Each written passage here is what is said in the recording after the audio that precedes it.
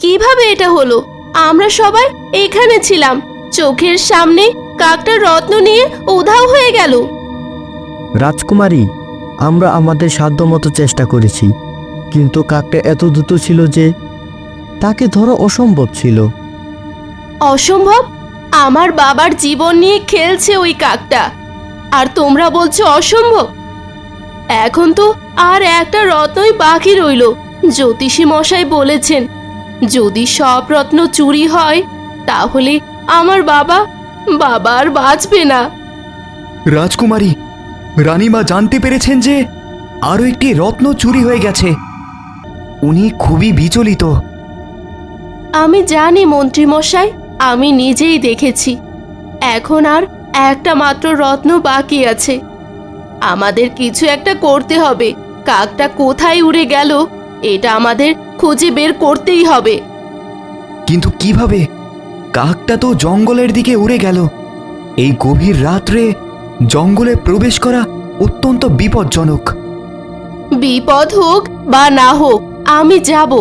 আমার বাবার জীবন বিপন্ন, আমি বসে থাকতে পারবো না। মালা, তুমি কি বলছো? তুমি একা জঙ্গলে যাবে? এটা হবে না।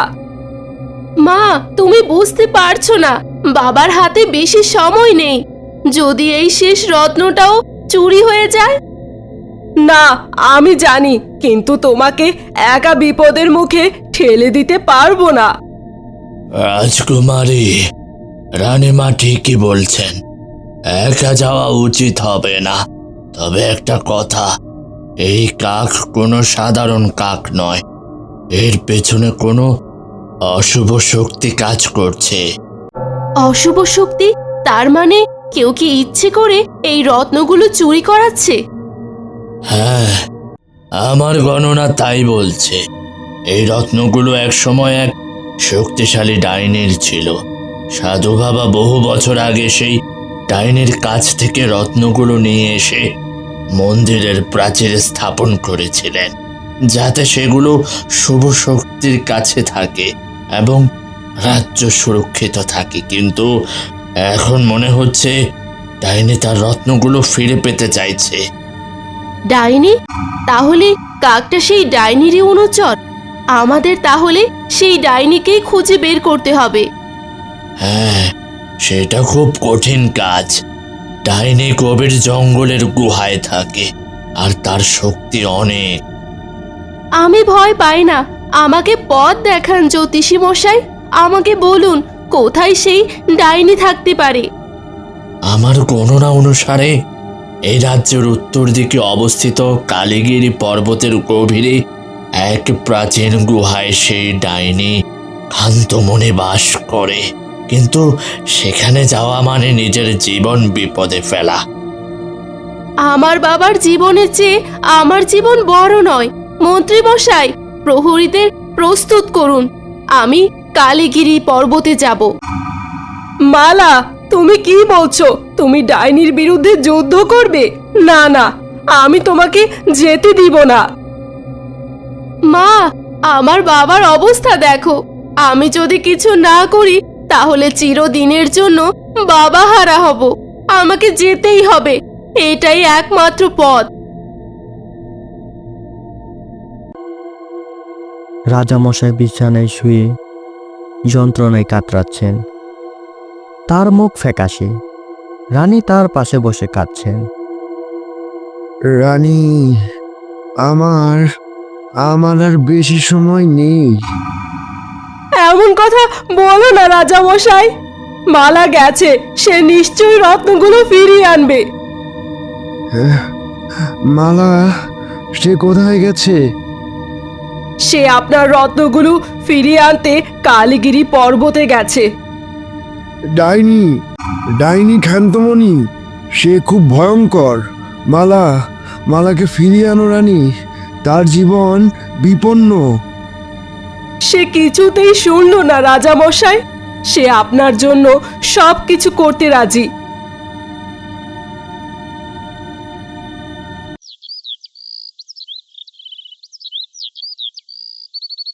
পরদিন সকালে কালীগিরি পর্বতের দেশে রাজকুমারী, মন্ত্রী এবং প্রহরীরা যাওয়ার জন্য প্রস্তুত হলেন।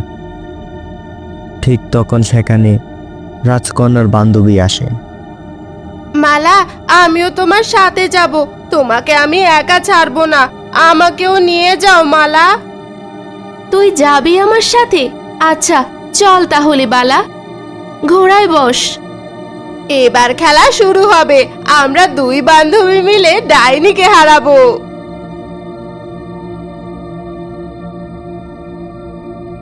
হ্যাঁ, ঠিক বলেছিস। মন্ত্রী মশাই, আপনারা প্রস্তুত তো? যাত্রা কিন্তু সহজ হবে না।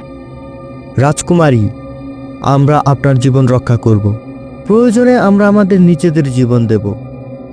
তোমাদের এই সাহস আর বিশ্বস্ততার জন্য আমি কৃতজ্ঞ। চলো, আমরা আর দেরি করব না। তারা যাত্রা শুরু করে। ঘন জঙ্গল, গাছপালাগুলো অদ্ভুত আকার ধারণ করেছে। তারা এমন ঘন জঙ্গলের ভিতর প্রবেশ করে তারা আর ঘোড়া নিয়ে যেতে পারে না। তাই তারা বাধ্য হয়ে পায়ে হেঁটে যেতে শুরু করে। গভীর জঙ্গলের ভেতর দিয়ে তারা হেঁটে চলেছে। পথ অতি দুর্গম হয়ে উঠেছে। অদ্ভুত শব্দ শোনা যাচ্ছে। মালা, এই পথ খুবই বিপজ্জনক মনে হচ্ছে। চারিপাশে কেমন অদ্ভুত লাগছে। ভয় পেও না বালা, আমরা লক্ষ্যচ্যুত হব না। হঠাৎ করে ঘন জঙ্গলের ভেতর থেকে অদ্ভুত ধরনের একটি বিষাক্ত তীর ছুটে এসে লাগে প্রহরীর গায়ে। কি হলো? সবাই সতর্ক হও। এটা একটা বিষাক্ত তীর, ডাইনির ফাঁদ। আহত প্রহরীকে এখানেই রেখে দাও, তার চিকিৎসার প্রয়োজন। বাকিরা আমার সাথে চলো, আমরা আর দেরি করতে পারবো না। তারা আবার এগোতে থাকে। পথ আরো এত কঠিন হতে শুরু করে। গাছের ডালপালা যেন তাদের পথ আটকে দিচ্ছে। একসময় তারা একটি ছোট গ্রামে এসে পৌঁছায়। সেটি প্রায় জনশূন্য। আপনারা কারা? এই গ্রামের এই অবস্থা কেন? রাজকুমারী, আমরা এই গ্রামের বাসিন্দা। এই গ্রামের নাম ভূতের গ্রাম। ভূতের গ্রাম কেন? ডাইনি কান্তমণির অভিশাপ। সে আমাদের গ্রাম ধ্বংস করে দিয়েছে। যারা তার বিরুদ্ধে কথা বলেছিল তাদের সবাইকে শেষ করে দিয়েছে। ডাইনি কান্তমণি? আপনারা তাকে দেখেছেন? সে কোথায় থাকে? কালীগিরি পর্বতের সবচেয়ে উঁচু গুহার ভিতরে তার আস্তানা। সে খুব ভয়ঙ্কর, কেউ তার কাছাকাছি যেতে সাহস করে না। তার আস্তানায় যাওয়ার পথ কোনটা? রাজকুমারী, আপনি সেখানে যাবেন না। সে আপনার জীবন নিয়ে নেবে। তার সাথে মোকাবেলা করা অসম্ভব। আমার বাবার জীবন বিপন্ন, আমাকে যেতেই হবে। আপনারা দয়া করে আমাকে পথ দেখান। পথ খুব কঠিন রাজকুমারী।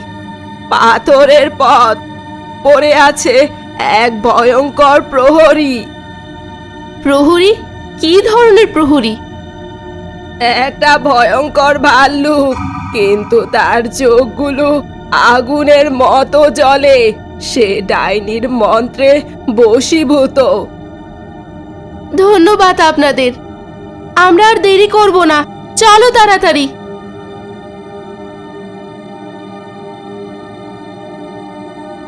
কালীগিরি পর্বতের দিকে তারা এগিয়ে যাচ্ছে। পথ ক্রমশ বিপজ্জনক হয়ে উঠছে। মালা, এই পথ খুব সংকীর্ণ। আমাদের খুব সাবধানে এগোতে হবে। সবাই সতর্ক থাকো। তারা একসময় চলে আসে সেই ভাল্লুকটির কাছে। জ্বলন্ত চোখের ভাল্লুকটি বসে পাহারা দিচ্ছে। ওই দেখো মালা, সেই ভাল্লুক প্রহরী। ওর চোখগুলো সত্যিই জ্বলছে। এটা নিশ্চয়ই ডাইনির মন্ত্রের প্রভাব। ভাল্লুকটিকে আমাদের কোনোভাবে হারাতে হবে।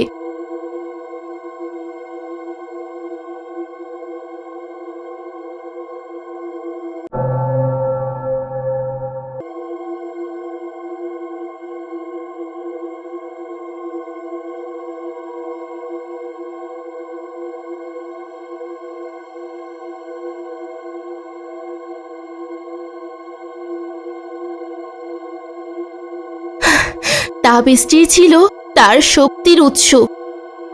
মালা, তুমি অনেক সাহসী, তোমার সাথে কেউ পারবে না। এই গুহার ভিতরেই ডাইনি আছে, সবাই সতর্ক থাকো। তারা গুহার ভেতরে প্রবেশ করে। গুহার ভেতরে সারি সারি মানব কঙ্কাল পড়ে আছে। গুহার ভিতরে একটা আলো জ্বলছে। সেখানে ডাইনি খান্তমণি বসে আছে। অবশেষে তোমরা এলে, আমার রত্নগুলো লোভে তোমরা এসেছো। আমরা এখানে রত্ন চুরি করতে আসিনি, আমার বাবার জীবন বাঁচাতে এসেছি। তুমি আমার বাবার রত্ন চুরি করেছো। রত্ন চুরি? এইগুলো আমার রত্ন, আর ওই সাধু বাবা আমার কাছ থেকে আমার রত্ন ছিনিয়ে নিয়েছিল। আমি শুধু আমার জিনিস ফিরিয়ে নিয়েছি। তোমার বাবা সেই রত্নগুলোর উপর নির্ভর করেছিল, তাই তার এই পরিণতি। আমার বাবার রত্নগুলো ফিরিয়ে দাও। ফিরিয়ে দেব? এত সহজে নয়। যদি তুমি তোমার বাবার জীবন বাঁচাতে চাও, তাহলে আমার সাথে যুদ্ধ করে আমাকে পরাজিত করো। কিন্তু মনে রেখো, আমার শক্তি অসীম।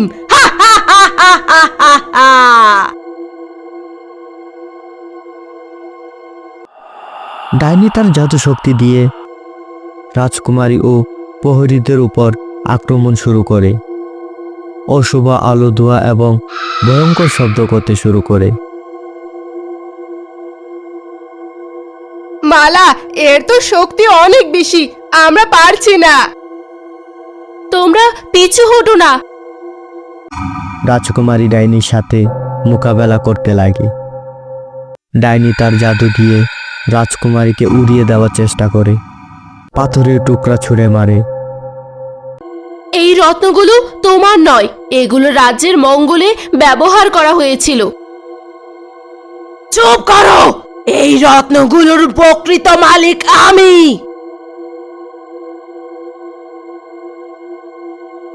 বালা, মন্ত্রী মশাই, লকেটটি তার শক্তির উৎস, ওটাকে ধ্বংস করতে হবে। বালা ও মন্ত্রী ডাইনিকে অন্য দিকে থেকে আক্রমণ করে বিভ্রান্ত করার চেষ্টা করে। এই সুযোগে রাজকুমারী ডাইনির কাছাকাছি পৌঁছে যায় এবং তার তরোয়াল দিয়ে লকেটটিতে আঘাত করে। লকেটটি ভেঙে যায় এবং ডাইনি দুর্বল হয়ে পড়ে।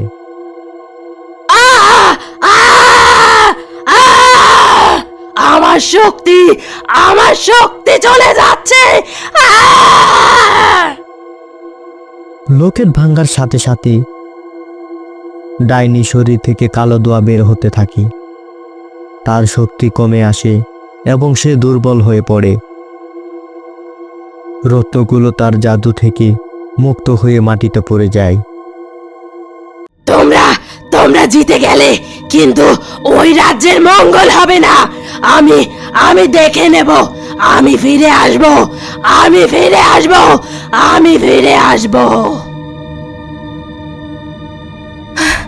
আমরা পেরেছি। মালা, তুমি আমাদের জীবন বাঁচালে। তুমি সত্যিই একটা যোদ্ধা। জয় রাজকুমারীর জয়। রাজকুমারী রত্ন কুড়িয়ে নেয়। রত্নগুলো যেন তার হাতে স্পর্শে আরো উজ্জ্বল হয়ে ওঠে। আর কিছুক্ষণ রাজা মশাই, আর কিছুক্ষণ, মালা চলে আসবে। আমার আর শরীর চলছে না রানী। বাবা, মা, আমি রত্নগুলো ফিরিয়ে এনেছি। মালা, তুমি ফিরে এসেছো? তুমি ঠিক আছো তো? মালা, তুমি ফিরে এসেছো মা? হ্যাঁ বাবা, আমি সব রত্ন ফিরে এনেছি। ডাইনিকে পরাজিত করেছি। আমি এগুলো মন্দিরে লাগিয়ে আসি। রাজকুমারী দ্রুত রত্নগুলো মন্দিরের প্রাচীরে স্থাপন করে। রত্নগুলো স্থাপিত হওয়ার সাথে সাথে রাজা মশাইয়ের বুকের তীব্র ব্যথা তা যেন মুহূর্তেই শেষ হয়ে যায়। কি হলো? আমার ব্যথা কোথায় গেল? আমি তো এখন অনেক ভালো বোধ করছি। রাজামশাই, আপনি সুস্থ হয়ে উঠেছেন। বাবা, আপনি সুস্থ হয়েছেন। আমার কন্যা, আমার সাহসী কন্যা, তুমি আমার জীবন বাঁচিয়েছো। তুমি এই রাজ্যের আসল রত্ন। রাজামশাই, আপনি সুস্থ হয়ে উঠেছেন। জয় রাজকুমারী মালার জয়। আমার গণনা সঠিক ছিল। তার সাহসিকতার বুদ্ধিমত্তার কাছে অশুভ শক্তি পরাজিত হয়েছে। আজ থেকে আমার কন্যা রাজকুমারী মালা এই রাজ্যের শ্রেষ্ঠ বীর।